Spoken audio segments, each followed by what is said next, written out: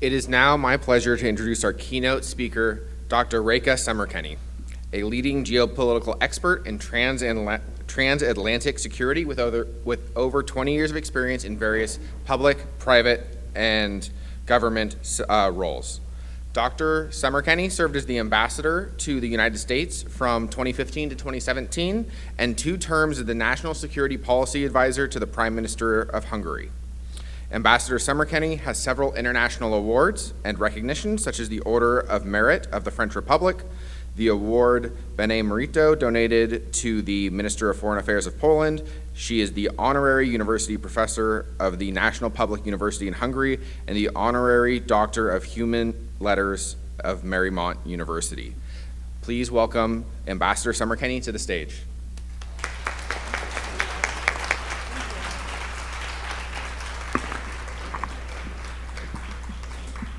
Thank you, William, for this wonderful introduction and for your honoring words. And thank you to NSPS, Colin, Jenna, William, for putting this wonderful event together and for honoring me with this invitation to be here and to speak with you today. Thank you from the bottom of my heart to Dr. Susan Heckwood. What I have seen in this amazing period that we have been thinking together about this event and previously with your previous students, I can see how much you are an incredible inspiration and source of magic delight for all your students. So I really appreciate that. And also thank you to my dear friend Roberto Rivera, who is a big connector, who made us meet. So I'm absolutely pleased to be able to meet here old friends and make many new ones. Huge congratulations to the organizers of this symposium, because this is such an important topic, such an issue that is really in the heart of our success or failure for the next decades to come. So, as I was preparing for our event today, I realized that from among the many places where I'm invited to speak and where I meet wonderful people, most others are organized by think tanks or non-government or government organizations or businesses or research centers. This one, your invitation, was really hitting me in the middle of my heart because I realized it has such a special place for my priority list, for what I believe is important, because the most invaluable about your event is that this is thought up, done, organized, carried out by students. So I'm touched by the sanctity of this moment and of your lives, where you are at this moment, because I think, I really wish from the bottom of my heart a huge success for every single person here and every individual project that you're working on. I think we need the success of all of those very badly for the future of humankind. And I'm looking at you and I can see that you're in a moment in life when you can take any of many directions. Any and all of which can be good. Some may be excellent. Some may be not so exciting, and some may later on have to be revisited, adjusted, or dropped later on. But among all these choices, at any given moment, ultimately, we always only have one to take. And I think that is really important. So I thought that the most important thought that I should center my message here around is what to give to you, so that in that moment of decision, which comes now, comes later on in life as well, there are many inflection points and many decision points that will come regularly. What can be the most helpful tools for you that can help you make those decisions? These inflection points come regularly, so I hope this is an important moment now, and we'll be able to go through these points together. Now, the lead organization team, a wonderful team here, really was preparing everything meticulously to the details. I'm super impressed by this. And it is a fantastic conference. Among these preparatory messages and moments, they provided me some very, very clear questions to follow in my discussion today. They clearly did not want to leave anything vague or uncertain, imprecise, and they clearly and certainly did not want to have a keynote speaker on the loose. So I better behave, okay? And I think I will try to follow as much as possible. But what I realized from the questions and discussions that I had in written and then from our discussion online, I saw that questions are focusing on the 4 key foundations of decision making. So I will try to tackle those. The first one is personal characteristics. And it was, what personal characteristics help me in your career path in policy and diplomacy? And to tackle it quickly, I thought, wow, personal characteristic questions is something really kind of sensitive. I don't often speak about these. But what I would say is that, yes, there are 4 Ps that I like to underline. First is, which every literature, there's a vast literature, it says goals, identify your goals. And it's very important, rightly. It's a very important decision. But I would say focus on your purpose, the purpose of what you're working for, the purpose of what you want to bring out of the research project, of that particular institution, of that particular moment of life when you're in, because that is encompassing not just a goal. It has the goal in itself, of course, but then it has values, it has the desires, it has the action that you want to take out of this. So first P is purpose. The second is principles.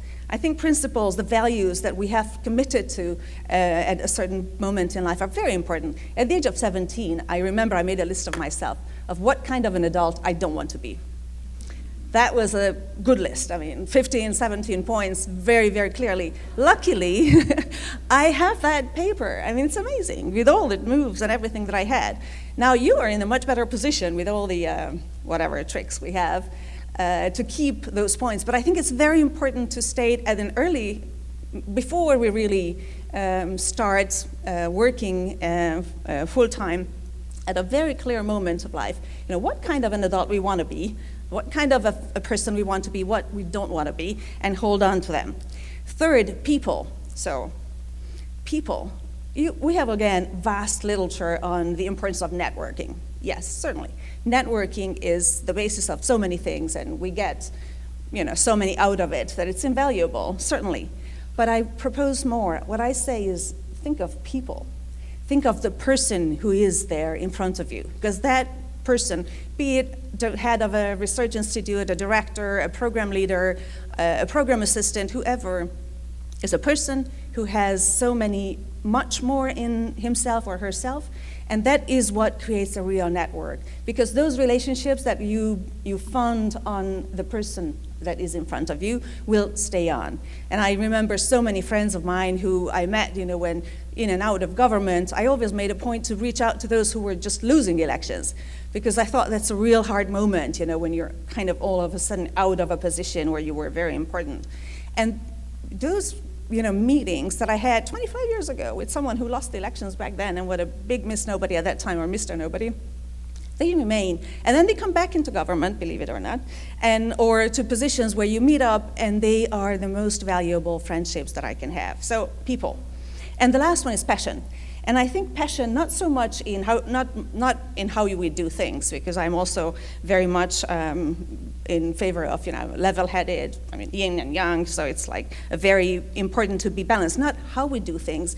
Passion is why we do things. And I think that's so important to keep that.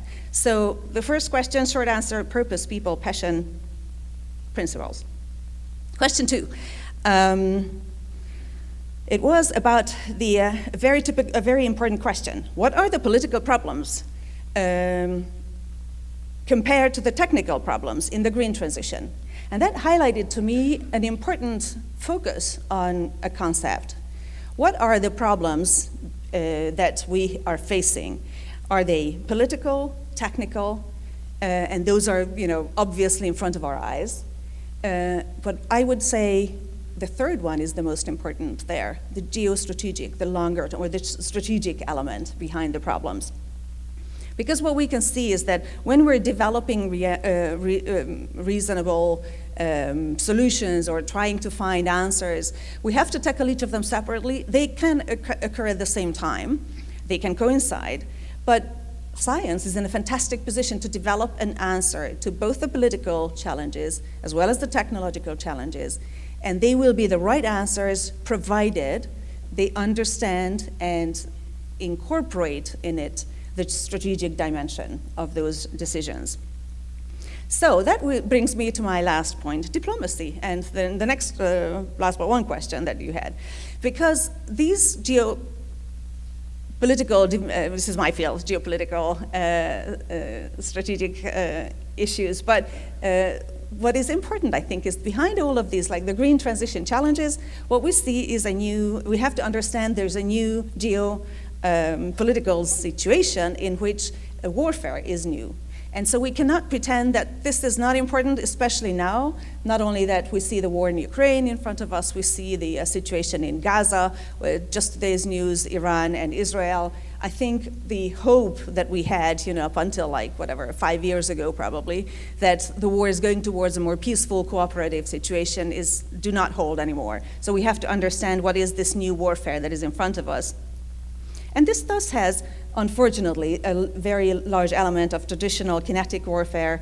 It has, secondly, also the element of hybrid, cybersecurity, energy security is used. It has a lot of economic element in nature, and also this what we call as a polycrisis, that multiple crises arise, which are dispersed in location, dispersed in type, but concentrated in time, which really can break the international system. So I think we have to have that third element, in addition to the political and technological challenges, to understand and really go forward, which is exactly why I think our discussion on diplomacy and science is so important now. Because the contribution to the discussion of scientists is what is a very, very important element in both the political discussions and the strategic discussions in shaping our future. We usually teach, what are the relations between science and diplomacy, and we say there is a kind of an approach of diplomacy for science, so things that through diplomatic tools, bilateral or multilateral international organizations, how we have to contribute for science to be able to cooperate, or scientists to be able to cooperate for science to flourish. That's very important. Another approach that we usually teach is when we use science for diplomacy, see science as a soft tool, and we say, okay, there are many occasions and tensions in which diplomacy cannot go forward, but there we have wonderful scientists who can reach out beyond the borders and bring forward a cooperation. Both of these are very important and very fundamental. But I think that third pillar, or third avenue, of having science in diplomacy or science in policy is the most important one, because that's the moment when you can impact the decisions before they are made.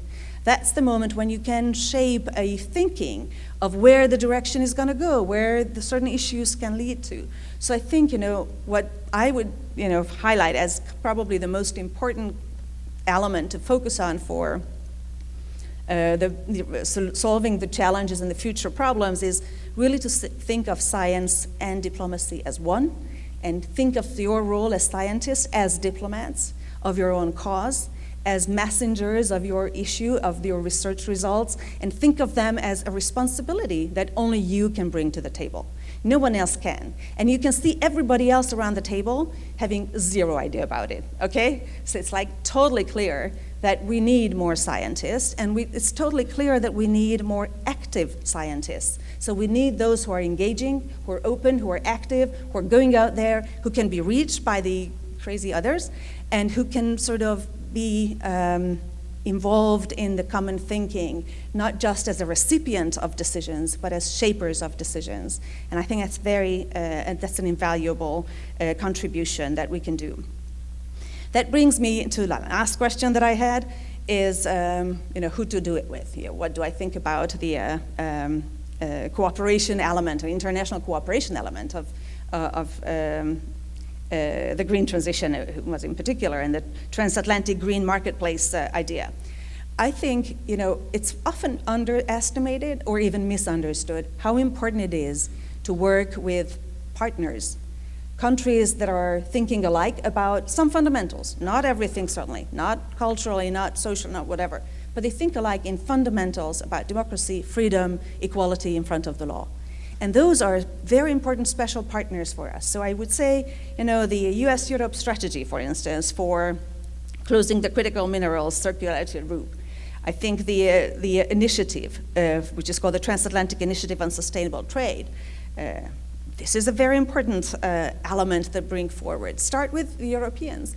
Then establish the same kind of a cooperation with like-minded countries, Australia, Japan, South Korea. We have such a wonderful, huge, and broad pool of countries with which we can establish very special, very concrete, very direct cooperation that will broaden and help our approach and will help us to succeed.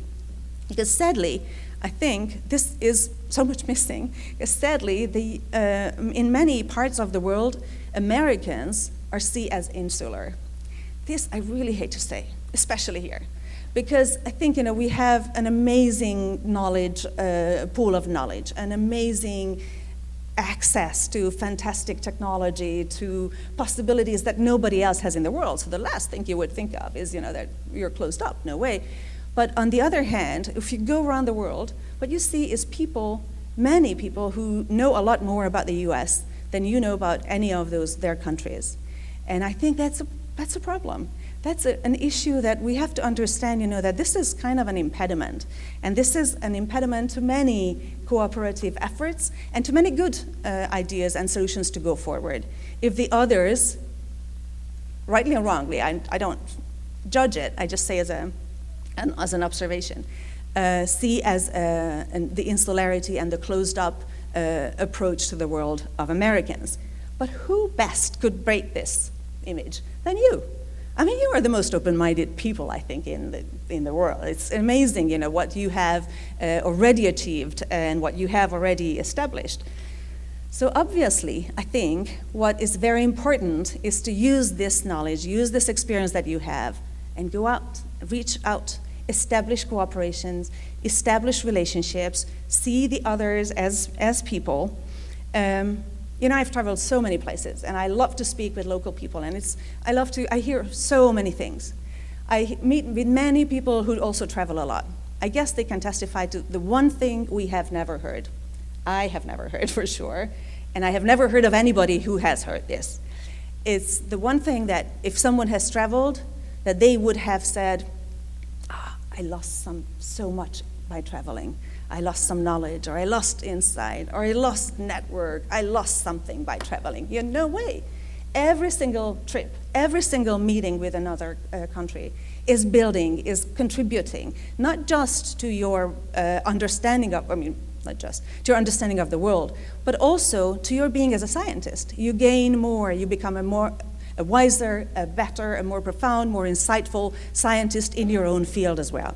So, I think the cute reward is this, that you can establish relationships, scientific research, and by engaging diplomatic relationships with which you can shape the decision-making, with which you can shape the political and strategic frameworks of your local situation to the national and even the global situation. So I think we're in a moment when if we understand how important it is to reach out, to be friends, and to build these relationships in science as scientists and contribute to the discussion globally is now. So thank you so much for the attention. Thank you so much for that wonderful address. We have a little bit of time. We wanted to ask one question. So you shared so much about how scientists can be diplomats translating their work. Do you have any last bits of advice that you didn't cover in your keynote about where we can go as early career researchers moving forward in this field? I think there's no place where you can go which would not be good. I think it's absolutely an important moment to find out what is most interesting to you, which I think is it's amazing, is that we have this inner interest, this something that calls us for something. We don't really know what it is, but whatever it is, follow it. Because it's usually something that will lead you to somewhere. And if not, you will find out, and then we can modify. Thank you so much, Ambassador. It was wonderful to have you.